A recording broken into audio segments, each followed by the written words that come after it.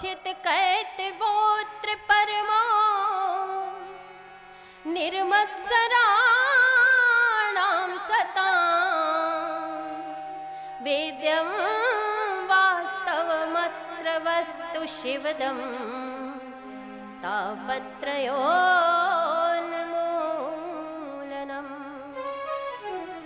श्रीमद्भागवते महामुनिकृते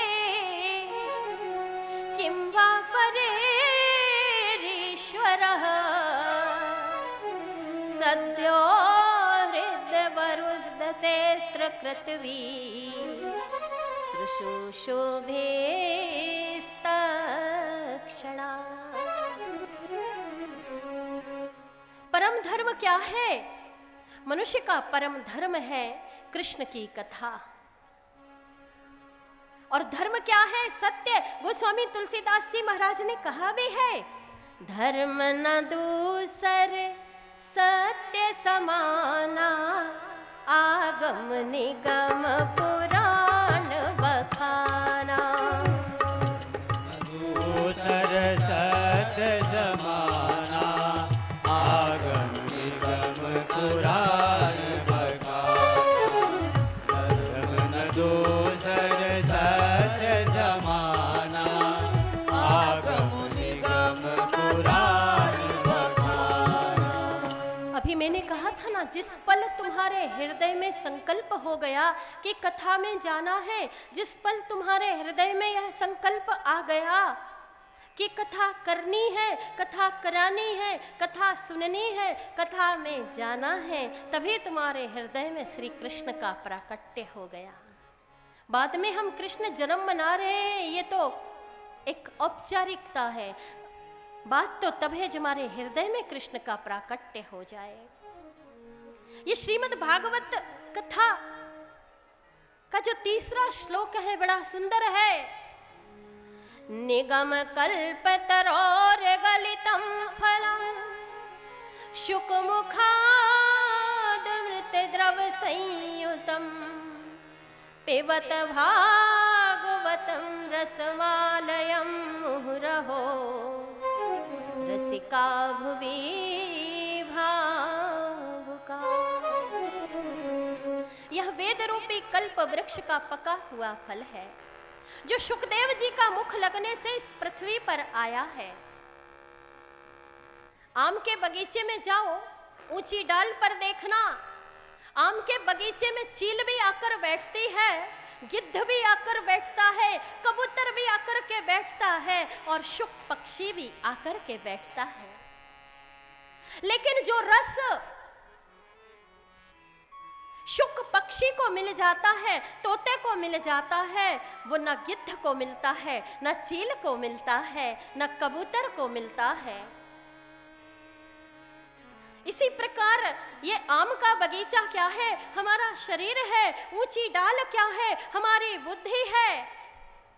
और जब हम अपनी बुद्धि में अपने स्वार्थ को लाते हैं तो हम चील हो जाते हैं, हम गीध हो जाते हैं। जब वासना को लेकर के आते हैं हम कबूतर हो जाते हैं। लेकिन जब हम बुद्धि से नीचे आते हैं और जब हम बुद्धि से नीचे उतरते हैं तो हमें क्या मिलता है? पका हुआ फल मिलता है जिसका हम स्वाद लेते हैं। और जब शुक पक्षी चोंच मारता है उस पके हुए आम में तो स्वयं तो उस रस का स्वाद लेता है और जब टप टप करके उससे रस नीचे गिरता है तो उसे भी मिल जाता है जो उस डाल पर नहीं पहुंच सकता। बोलो जय श्री कृष्ण। जय श्री कृष्ण। तो शुक जो पक्षी है उन्हीं के नाम से ये नाम पड़ा है शुकदेव जी महाराज। हम आगे कथा में सुनेंगे।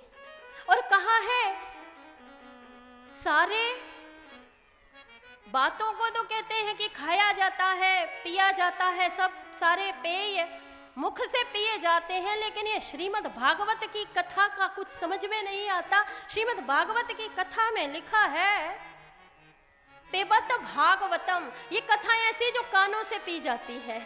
बोलो जय श्री कृष्ण। जय श्री कृष्ण। इस कान से सुनना, इस कान से निकाल देना गड़बड़ हो जाएगी।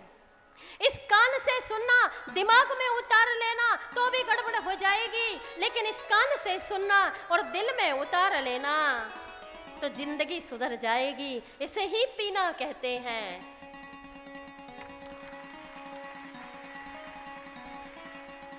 पिबत भागवतम रसमालयम, श्रवण भागवतम नहीं, पिबत भागवतम कहा है। चकाचक मैंगो शेक है, इसमें गुठली छिलका कुछ भी नहीं है, अमृत द्रव संयुतम। और कहते हैं जहाँ पुस्तकों का भंडार होता है तो उसे पुस्तकालय कहते हैं। ये रस का भंडार है, इसीलिए कहा है रसमालयम, रस का भंडार है। अब कहते हैं कि इसे पीते जाओ, तो आप कहेंगे दीदी जी कहाँ तक पिए, कितना पिए? आज यहां पी, कल वहां पी, आज बंबई में पी, कल गरियाबंद में पी, परसों छुरा में पी, नरसों महासमुंद में पी, कहां तक पिए? तो कहा जीवन पर्यंत पियो, एक जन्म समाप्त हो जाए तो अगले जन्म में पीना शुरू कर दो, लेकिन पीते रहो। जब तक जीवन है तब तक पीते रहो और अपने जीवन को इसी तरह सुधारते रहो। मुझे किसी ने कहा दीदी जी आप इतनी देर देर तक कथा करती हैं, आपको थकान नहीं लगती? तो मैंने कहा कि थकान लगेगी कैसे? मुझे थकान नहीं लगती क्योंकि मैं खुश नसीब हूं कि मैंने ऐसे देश में जन्म लिया।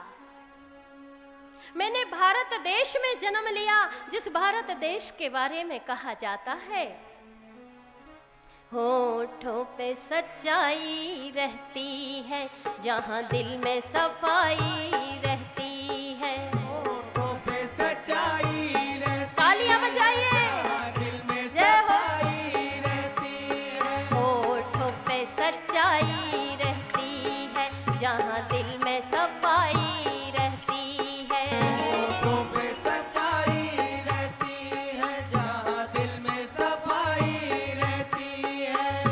हम उस देश के वासी हैं, हम उस देश के वासी हैं जिस देश में गंगा बहती है। जिस देश में गंगा रहती है, जिस देश में गंगा बहती है, जिस देश में गंगा बहती है। एक तो हमारा नसीब है कि हमने भारत भूमि पे जन्म लिया, भारत जैसे देश में हमारा जन्म हुआ, और दूसरा ब्राह्मण परिवार में जन्म हुआ, तीसरा बचपन से साधु संतों का सानिध्य प्राप्त हुआ, सत्संग मिला, और चौथा मेरी कोई फैक्ट्री तो है नहीं, कोई कारखाना तो है नहीं, प्रभु ने सेवा भी प्रदान की तो अपनी कथा की सेवा प्रदान कर दी। मेरे से ज्यादा भाग्यशाली कोई हो सकता है?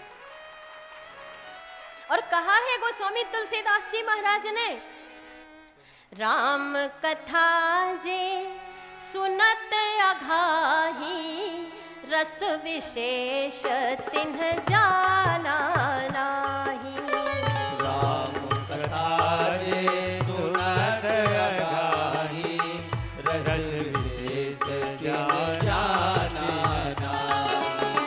राम कथा जे सुनत अघाही, रस विशेष जाना नाही।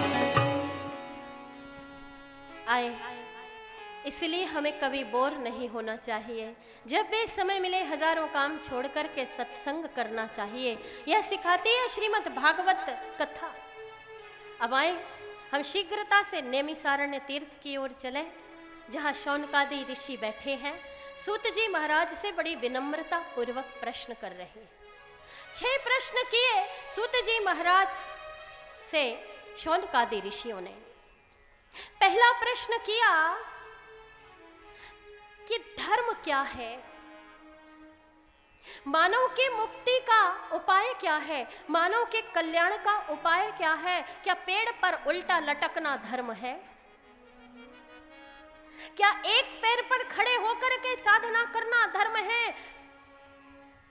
क्या प्राणायाम करना धर्म है? क्या सर के बल खड़े होकर के तपस्या करना धर्म है? बोले ये सब धर्म नहीं हो सकता। यदि ये धर्म होता और इससे भगवान मिलते तो जिम वाले जो करते रहते ना पूरे समय जिम में, और जिम्नास्टिक वाले, उन्हें पहले भगवान मिल जाते। बोलो जय श्री कृष्ण। जय श्री कृष्ण। तो मानव के कल्याण का धर्म क्या है? और दूसरा प्रश्न है कि हम मंदिर जाते हैं तो बड़े कंफ्यूज हो जाते हैं। मंदिर में इतने सारे देवी देवता हैं, हम किसकी पूजा करें जिससे सबकी पूजा हो जाए? एक माई मंदिर गई लोटे में जल लेकर के। मंदिर में ढेर सारी मूर्तियां हैं। राम जी को जल अर्पण किया, भोलेनाथ को जल अर्पण किया, सारे भगवानों को जल अर्पण करते करते जल हो गया लोटे में समाप्त। माई बाहर आई और बड़ी खेद प्रकट कर रही है। अब क्या करें, संतोषी माता तो रह ही गई, जल ही खत्म हो गया। तो हम किस देवता की पूजा करें जिसकी पूजा करने से सारे देवताओं की पूजा हो जाए? कितना सुंदर प्रश्न। मानव के कल्याण का धर्म क्या है? किसकी पूजा करें जिससे सबकी पूजा हो जाए? और तीसरा प्रश्न है कि वेद में उसे कहते हैं अजन्मा, अनामी। जब वेद में वो अजन्मा है तो दशरथ के घर राम बनकर के जन्म क्यों लेता है?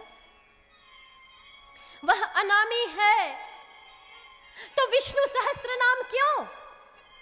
वह अनामी है तो गोपाल सहस्त्र नाम क्यों? मुझे मालूम है अब आप कहेंगे कि वो जन्म थोड़ी लेता है, वो अवतार लेता है। तो अवतार लेता है तो कितने अवतार? क्योंकि एक तरफ तो आप कहते हैं कि इतने अवतार और दूसरी तरफ कहते हैं हरि अनंत, हरि कथा अनंता। वास्तव में हम बड़े कंफ्यूज हैं। हमें सही सही बताइए कितने अवतार लेता है? और आजकल इस हिंदुस्तान के अंदर बड़ी विडंबना है कि रोज एक नया भगवान अवतार ले लेता है। अब टीवी चैनल उठाइए, हर दिन एक नए भगवान के दर्शन होते हैं। कृपा कृपा बरसा रहे हैं। सेव को केला बना रहे हैं, सेव को केला बना रहे हैं, और जनता भी पागल हो जा रही। बड़ा ऊंचा महात्मा है, सेव को केला बना देता है चमत्कार से। बड़ा पहुंचा साधु है, केले को सेव बना देता है। अरे कहीं कोई चमत्कार नहीं है। केले को सेव बना दिया तो कोई चमत्कार नहीं किया, क्योंकि सेव बाजार में मिलता है। बोलो जय श्री कृष्ण। जय श्री कृष्ण।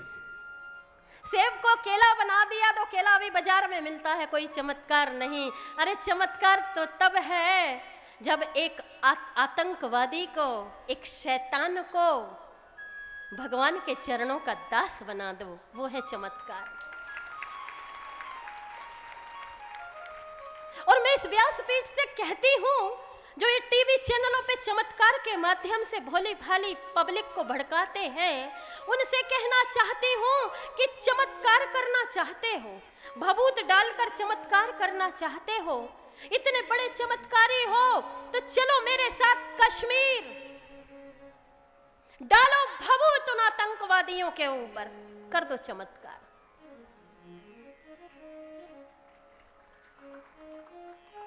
फिर हम मानेंगे तुम्हारी शक्ति को कि तुम में निश्चित कोई दैवीय शक्ति प्राप्त है। अरे चमत्कार करना चाहते हो तो कर दो आसमान से रोटियों की बारिश और मिटा दो इस हिंदुस्तान की गरीबी। क्यों भोली भाली जनता को भड़का रहे हो? कहीं कोई चमत्कार नहीं है। सबसे बड़ा चमत्कार तो तू स्वयं है। देख, तुझे ईश्वर ने जन्म दिया है, जिस प्रभु ने तुझे यहाँ भेजा है दिल खोल। अरे तेरी चिंता सब उसे, तू केवल हरि बोल, हरि बोल, हरि बोल। जिसने जन्म दिया है वो तेरी व्यवस्था भी करेगा। थोड़ा विश्वास तो रख। रोज एक नया भगवान पैदा हो रहा। मैं किसी की आलोचना नहीं करती। एक बार मैं दिल्ली जा रही थी, रास्ते में एक गाड़ी खड़ी थी, उत्सुकतावश उस गाड़ी के नज़दीक गई। उसमें एक बहुत अच्छा कैसेट बज रहा था। क्या बज रहा था? रघुपति राघव राजा राम और पतित पावन आसाराम। ये आपने भी सुना होगा। मैं किसी की आलोचना नहीं कर रही। मैंने पूछा भैया ये तो गलत है, ऐसा नहीं है। रघुपति राघव राजा राम पतित पावन सीताराम है। बोले दीदी जी पहले गलत था, अब सही हो गया।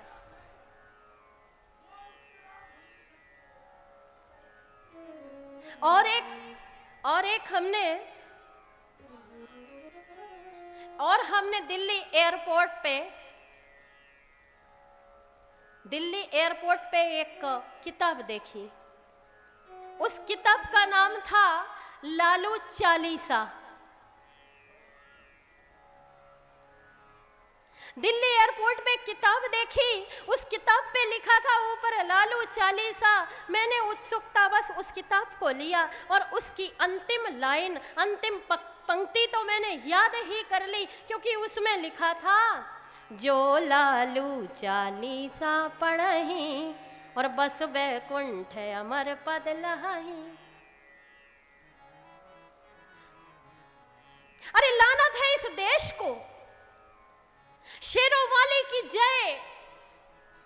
मैं किसी की आलोचना नहीं कर रही, फिर कह रही हूं इस व्यासपीठ से, लेकिन एक सच्चाई कह रही हूं कि शेरों वाले की जय और मेहरों वाले की जय, आदि शक्ति की जय, भारत माता की जय कहने वाला इस हिंदुस्तान का नागरिक जब एक विदेशी मैम को काली और दुर्गा कहकर संबोधित करता है तो इस हिंदुस्तान की संस्कृति शर्मसार हो जाती है।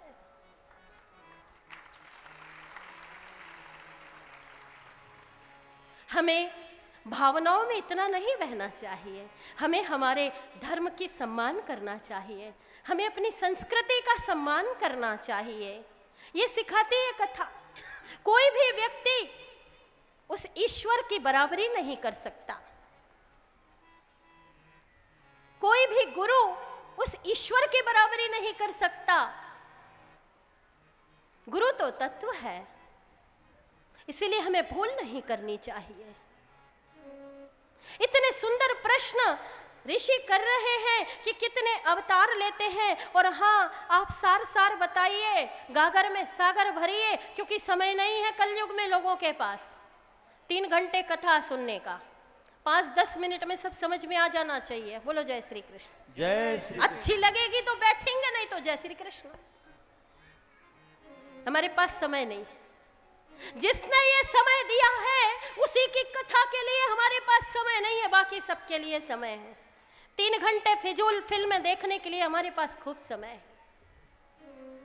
वो टीवी सीरियल जो हमारी संस्कृति को नाश करे दे रहे हैं, उनको देखने के लिए हमारे पास बहुत समय है। बोलो जय श्री कृष्ण। जय श्री कृष्ण। और अंतिम प्रश्न जो ऋषियों ने पूछा कि सूत जी महाराज, आप तो कहते हैं कि परित्राणाय साधूनाम विनाश